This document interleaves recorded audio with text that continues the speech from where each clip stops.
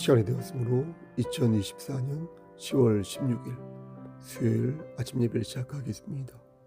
다 같이 주의 기도로 시작합니다. 하늘에 계신 우리 아버지여, 이름이 거룩히 여김을 받으시오며 나라가 임하옵시며 뜻이 하늘에서 이루어진 것 같이 땅에서도 이루어지이다. 오늘 우리에게 일용할 양식을 주시옵고 우리가 우리에게 죄 지은 자를 사하여 준 것 같이 우리의 죄를 사하여 주시옵고 우리를 시험에 들게 하지 마시옵고 다만 악에서 구하옵소서. 나라와 권세와 영광이 아버지께 영원히 있사옵나이다. 아멘. 거룩하시고 자비로우신 하나님 아버지, 하나님의 크신 사랑을 진심으로 감사드립니다. 오늘도 우리에게 새로운 하루를 허락하셔서 예배로 하루를 열 수 있도록 은총 베풀어 주심을 진심으로 감사드립니다. 하나님, 우리는 믿습니다. 천국 백성으로 우리에게 영원한 생명을 허락하셨고 우리 안에 성령님이 계셔서 우리를 눈동자처럼 지켜주심을 믿습니다. 하나님, 우리가 사망의 음침한 골짜기로 다닐 때에 은혜 받은 자답게, 성령을 받은 자답게 보무당당하게 가슴을 펴고 하나님의 자녀답게 살아갈 수 있도록 하시고 우리의 말과 행동이 하나님께 영광 돌리는 그런 반듯하고 올바른 모습이 될 수 있도록 하나님 우리의 삶을 주관하여 주시옵소서. 죄를 지었으면 포기하지 않고 그 자리에 주저앉지 않고 다시 일어서서 하나님께 회개하는 자 될 수 있도록 하시고 하나님의 은혜를 의지하여서 다시금 독수리의 날갯짓을 할 수 있도록 은총 베풀어 주시옵소서. 하나님, 이 시간 간절히 바라고 원하는 것은 우리의 지체들을 위해 기도합니다. 심신이 연약한 우리의 지체들이 많이 있습니다.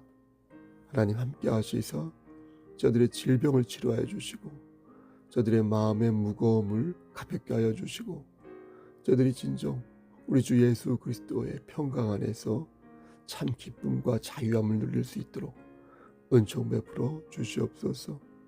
여호와 라파 되신 하나님께서 저들의 오장육부를 건강하게 만들어 주시고 건강한 세포로 변환시켜 줌으로 말미암아 건강한 상태에서 하나님의 일을 감당할 수 있도록 은혜 베풀어 주시옵소서. 우리 교회가 지역사회에서 구원의 방주로서의 역할을 감당하길 소원합니다. 멈추었던 전도를 다시 시작할 수 있도록 하시고 복음을 담대히 전함으로 인하여 하나님 나라가 확장되어지는 놀라운 역사 일으켜 주시옵소서.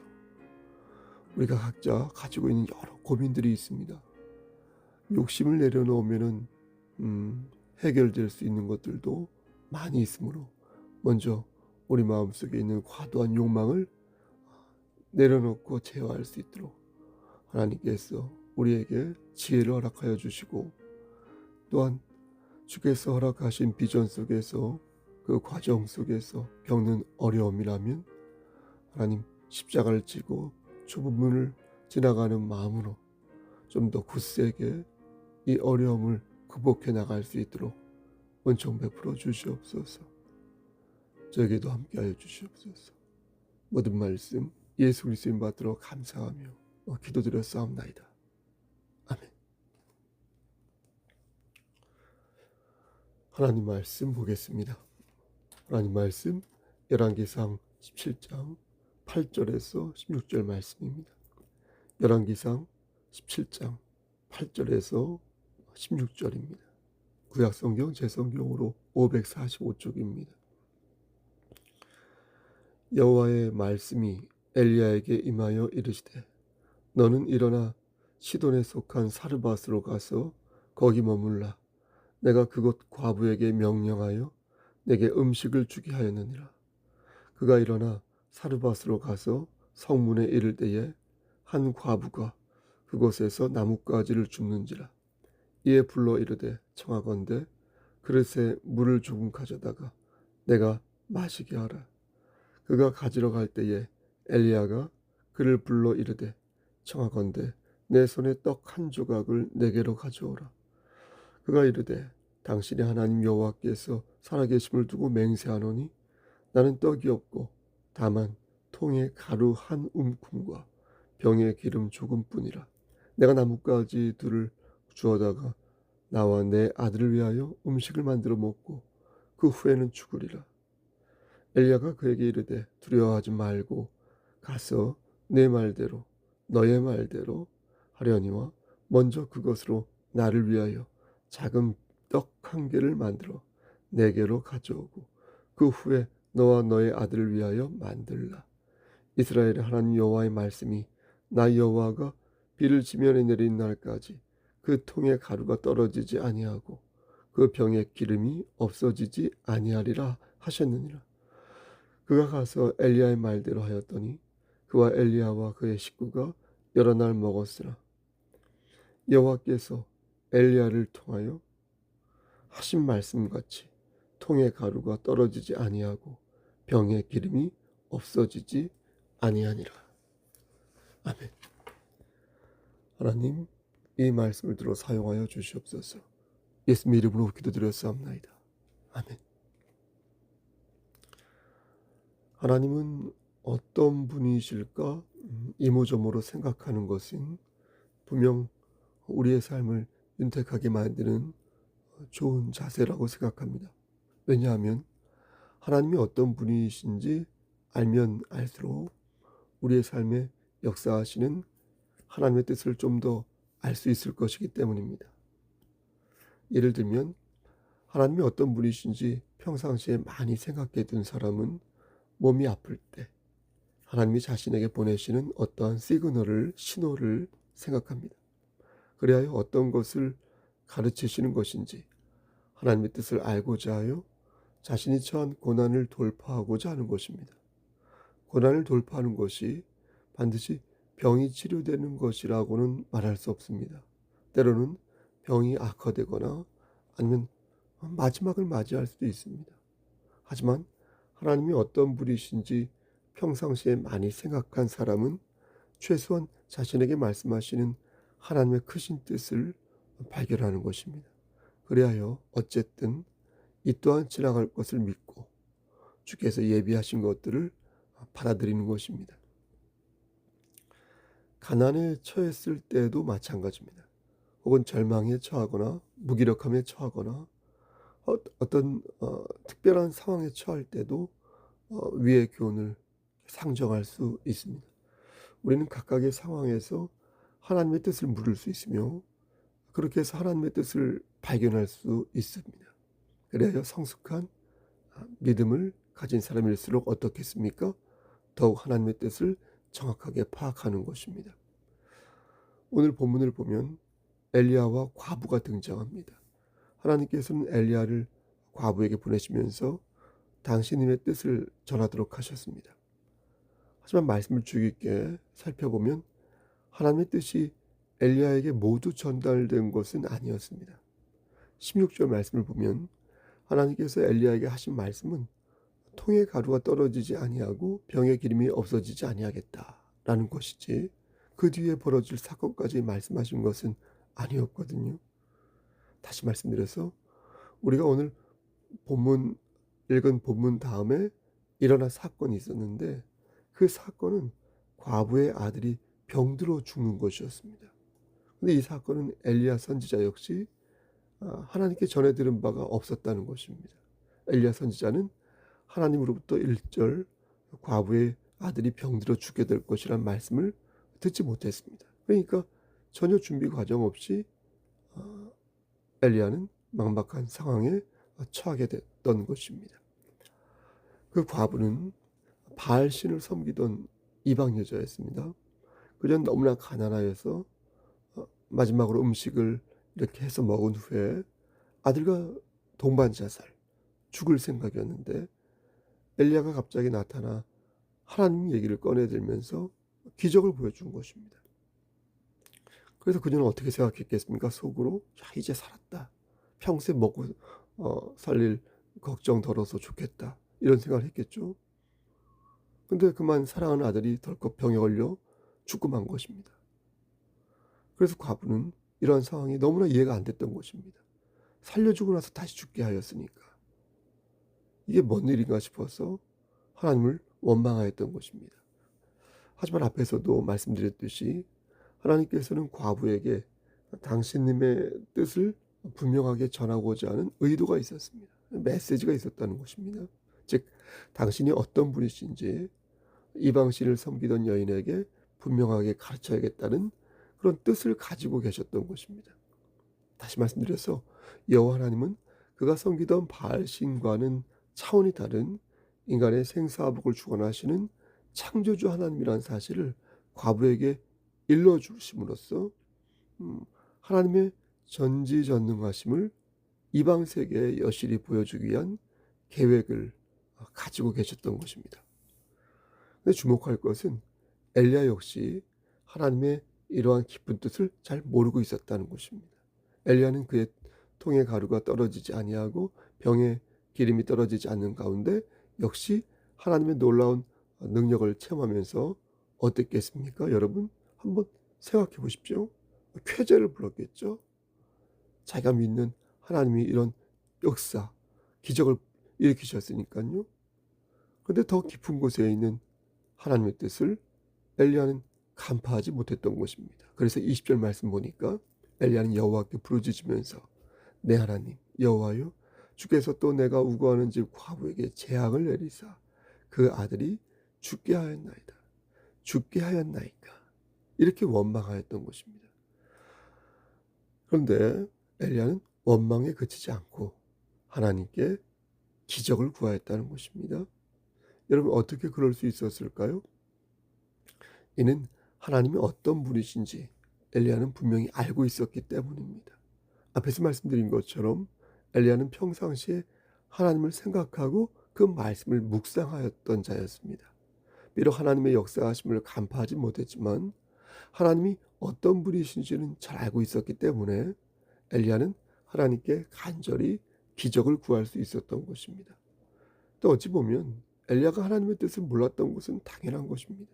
어떻게 인간이 창조주이신 하나님의 뜻을 온전히 알 수 있겠습니까? 하나님께서 그것을 보여주시지 아니하시면 인간으로서는 결국 그 뜻을 알 수가 없는 것이죠. 중요한 것은 엘리야가 하나님의 뜻을 몰랐지만 하나님의 역사를 구하였다는 것입니다. 이러한 신앙의 자세가 우리에게도 있어야 할 줄 믿습니다. 당신의 뜻을 가르쳐 주시옵소서. 당신의 뜻대로 살 수 있도록 도와주시옵소서 라고 기도하는 우리가 되어야 한다는 것입니다. 엘리야의 간구로 과부의 아들이 어떻게 됩니까? 다시 살아났습니다. 그리고 엘리야는 이 기적의 체험을 통하여 하나님의 놀라운 뜻을 비로소 알게 되었습니다. 그리고 과부 역시 하나님의 전능하심을 깨달으면서 이렇게 고백하는데 24절 말씀 보니까 여인이 엘리야에게 이르되 내가 이제야 당신은 하나님의 사람이시요 당신은 입에 있는 여호와의 말씀이 진실한 줄 아노라니라 하였습니다. 여기에서 핵심 단어는 진실이란 단어, 진실. 과부는 하나님을 제대로 알지 못했다는 것입니다.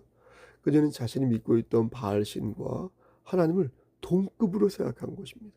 그러니까 여러 신 중에 한 분이 혹은 여러 지푸라기 중에 하나의 지푸라기가 여호와 하나님이다라고 생각한 것입니다. 엘리야가 데리고 온 하나님이라는 신을 존중을 하였지만 그 이상도 그 이하도 아니었던 것입니다. 하지만 믿음은 여러분 존중이 아닙니다. 믿음 안에 존중이 들어있을 수는 있어도 존중만으로는 믿음을 구축할 수 없습니다. 믿음은 남의 것을 바라보듯이 쳐다보는 게 아닙니다. 믿음은 실존적이어야 하며 대상에 대해 인격적이어야 합니다. 그런데 과부는 그런 믿음을 갖고 있지 못했던 것입니다. 하지만 과부는 아들의 죽음과 다시 살아남으로 인해 하나님이 어떤 분이신지 그 고난과 고통을 통하여 진정으로 체험하게 되었습니다. 이제 그녀의 믿음은 단순히 하나님을 존중하는 것을 넘어 하나님과 인격적인 관계를 맺고 실존적인 정서를 나눌 수 있게 된 것입니다. 그녀는 하나님의 전능하심을 알게 되었고 그 어떤 잡신과도 비교할 수 없는 창조주 하나님의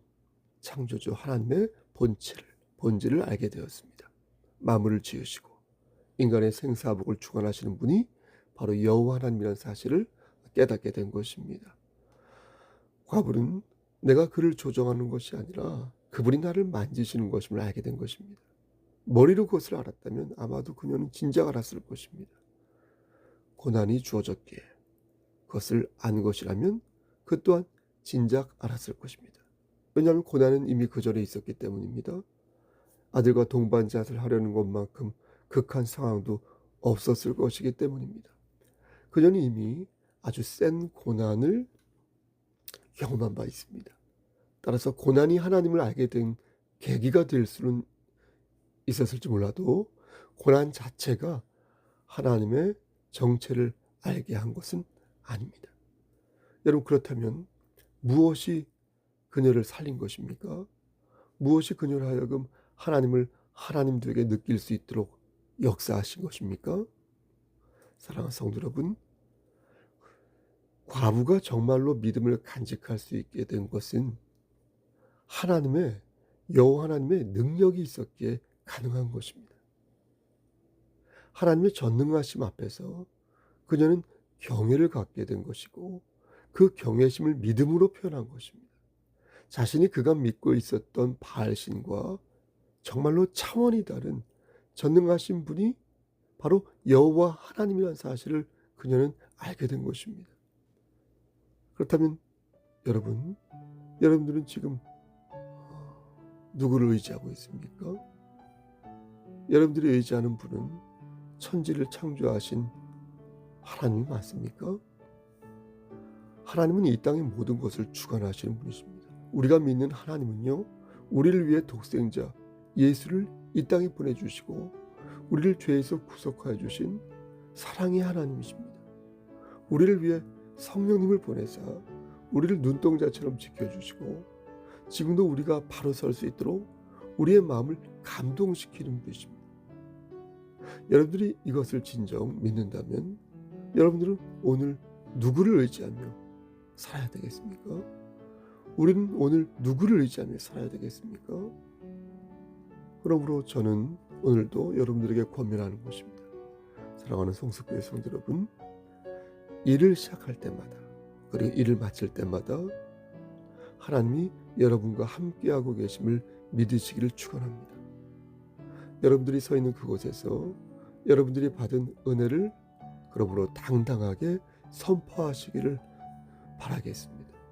여러분들의 두 손에 있는 보배를 절대 땅에 묻지 마시고 여러분 그것을 높이 들어서 하나님께 영광을 돌리시기를 바라겠습니다. 오늘도 여러분 당당하게 일어서서 천국 백성으로 머리가 되시기를 바라겠습니다.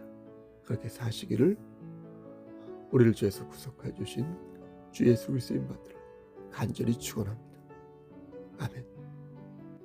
이제는 우리를 죄에서 구속하여 주신 우리 구주 예수 그리스도의 은혜와 아버지 하나님의 마긋가신 사랑하심과 성령 하나님의 교통하시고 인도하시는 모든 역사하심이 때를 따라 매일매일 시시각각 우리를 눈동자처럼 지켜주시는 하나님의 사랑을 믿고 그 사랑 안에서 오늘도 승리하는 삶을 살기를 소원하는 여기 모인 성도와 그들의 가정과 이 재단과 이 나라 위에 군 복무 중인 우리의 자녀들 머리 위에 하나님의 사랑하심이 세세토록 함께 계시기를 축원하나이다. 아멘.